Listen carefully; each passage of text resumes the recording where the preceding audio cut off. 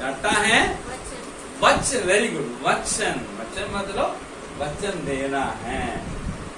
हम लोग किसी को अपने घर बुलाते हैं, है ना, या अपने कार्यक्रम में इनवाइट करते हैं तो बोलते हैं आइए ना, वचन दे रहे हैं ना, तब हम आशा रखें। वो बोले हाँ वचन दे दिया, हमको क्या करना होगा, जाना ही हो, प्रॉमिस, है ना, वचन मतलब प्रॉमिस, हाँ वायदा भी है। सो 9 का 11 में हम पढ़ते हैं, मैं आपके लिए पढ़ता हूँ, सुनिएगा। और मैं तुम्हारे साथ अपनी ये वाचा बांधता हूँ कि सब प्राणी फिर जल प्रलय से नष्ट न होंगे और पृथ्वी का नाश करने के लिए फिर जल प्रलय न होगा। ये परमेश्वर इस वाचा में, इस संधि में छठा प्रावधान ये करता है, वचन देता, किनके लिए देता है, सारे मानव जाति के, सारे जीव जंतुओं के लिए, सारी पृथ्वी के लिए वचन देता है, वायदा करता है, फिर जल प्रलय पूरे मानव जाति का नाश करने के लिए, पूरी पृथ्वी को नष्ट करने के लिए आएगा। मैं वचन देता हूं, आई प्रॉमिस, आई प्रॉमिस, ऐसा कभी नहीं। आपके लिए भी मेरे लिए परमेश्वर वायदा। इसलिए अगर आप क्रिश्चियन हैं, बारिश से डरेंगे नहीं, डरना चाहिए। अगर क्रिश्चियन हैं, बारिश से नहीं डरना।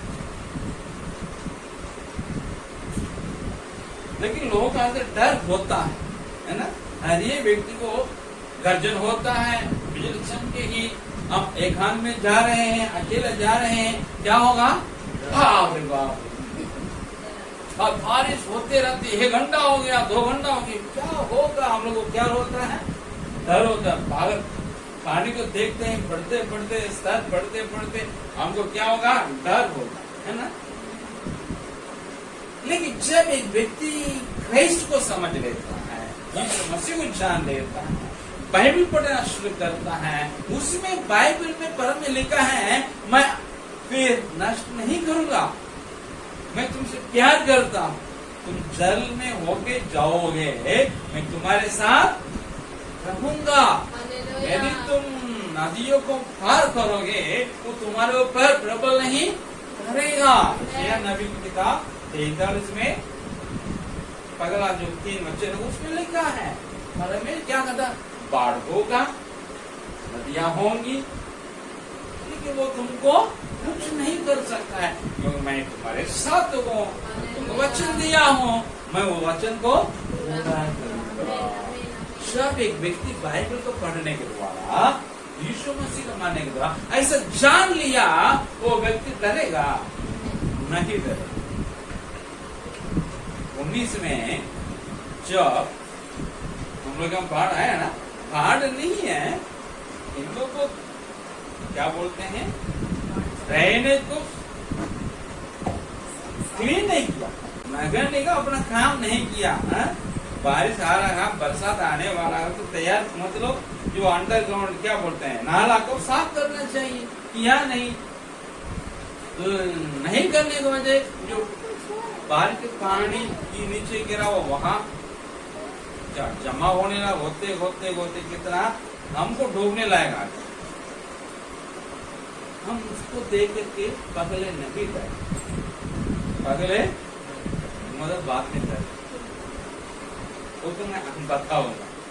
जो मैं पानी बढ़ते बढ़ते मैं देखा, मैं डरा नहीं। हम लोग तो कितने जन थे, आंटी, मैं, हम लोग यहाँ 4-5 जन थे, मैं अकेला पुरुष था, मुझे कोई डर नहीं, क्योंकि मैं यीशु मसीह को जान लिया, परमेश्वर को जान लिया, बाइबल को समझ लिया। जो नहीं समझता है, नहीं जाना, उनका अंदर क्या आएगा, डर आएगा। लेकिन परमेश्वर कहता है, मैं ऐसा कभी नहीं करूंगा, नहीं करता है, इसके लिए मैं गवाही हूँ। उत्पत्ति 6:5 पढ़िए कोई एक जन, दूसरा जन 8:21 ले लीजिए। तो तुम 6:5 पढ़ो, दोनों 8:21 पढ़ना। यहोवा ने देखा कि मनुष्य के बुराई पृथ्वी पर बढ़ गई और उसके मन में विचार है, उसके मन में विचार में जो कुछ उत्पन्न होता उसके है, मन में विचारों में जो कुछ उत्पन्न होता वो सब निरंतर बुराई होता है। जितना उसके मन में विचार होता है तो निरंतर बुराई होता है। ये जल प्रलय के पहले, इसलिए परम कहता मैं इसको नष्ट करने जा रहा हूँ कि सब बुराई उत्पन्न होता है, भलाई आता ही नहीं। 8:21 में इस पर यहोवा ने सुखदायक सुगंध पाकर सोचा, मनुष्य के कारण मैं फिर कभी भूमि को साफ न दूंगा। मनुष्य के घर में फिर भूमि को नाश नहीं करूंगा। यद्यपि मनुष्य ने मनुष्य ने मन में बचपन, उसके मन में बचपन से जो कुछ उत्पन्न होता है, बचपन से जो उत्पन्न होता है वो बुरा ही होता है। वो बुराई होता। पहले जल प्रलय पहले निरंतर बुराई होता है। 1 साल वो जहाज में रहा, सब मर गए, नष्ट हो गए, देखा है। और जब बाहर आया तो भी इनके मन में कोई परिवर्तन आया नहीं। प्रभु कहता है निरंतर बुराई होता था, अभी क्या हो गया, और वो बचपन से ही होने लगा, बचपन से ही। परिवर्तन मनुष्य में नहीं है, बावजूद भी मैं नष्ट नहीं हूँ। मतलब यहाँ कोई शर्त नहीं है। मनुष्य जब संधि बांधता है, वाचा बांधता है, अग्रीमेंट बनाता है, शर्त रखता है, तभी भलाई, नहीं तो बुराई। परमेश्वर जब वाचा मनुष्य के साथ सालों में सदैव के लिए बनाया, बांधा, उसमें कोई कंडीशन नहीं। ये व्यक्ति पहले भी ऐसा था, मैंने राज कर दिया, अभी भी ऐसा नष्ट नहीं करता। मैं प्यार करता हूँ, मैं प्रेमी, ये भी परमेश्वर है। आपको कोई शर्त नहीं। क्या समझ में आता है? परमेश्वर सच्चा है। परमेश्वर दयालु, निग्रहकारी, प्रेमी, इसलिए वाचा बांधा था। वचन दे रहा है, वो वचन को पूरा भी करता है, इसलिए वो सच्चा है। परमेश्वर जिसकी बात चर्चा बाइबल बताती है, वो फेथफुल है, सच्चा है, विश्वास योग्य है, जिस पर आप और हम क्या कर सकते हैं? विश्वास रख सकते हैं, ईमान ला सकते हैं, उसका वो योग्य है। लेकिन संसार में देखिएगा, अधिकांश लोग क्या करते हैं? मानव जाति की बहुत बड़ी हिस्सा क्या करती है? सच्चा परमेश्वर की आराधना नहीं करते हैं।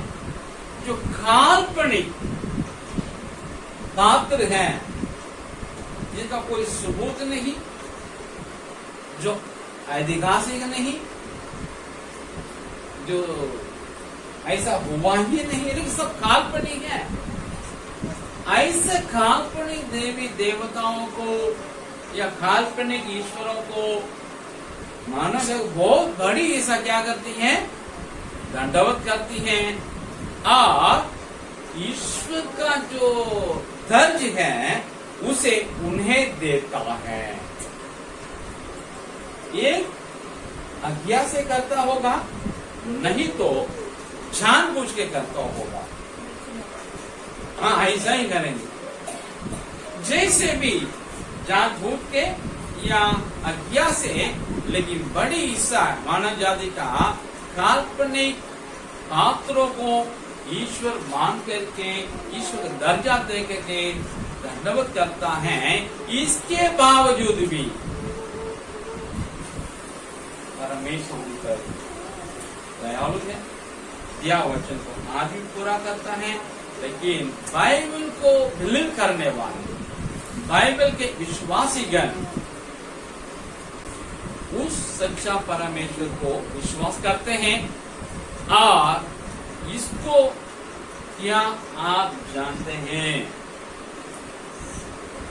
क्या जिस ईश्वर को या देवी देवताओं को सुनने वाले में पूछते हैं या दंडवत करते हैं या उसको उपासना करते हैं या आराधना करते हैं, क्या वो सच्चा है आपके लिए?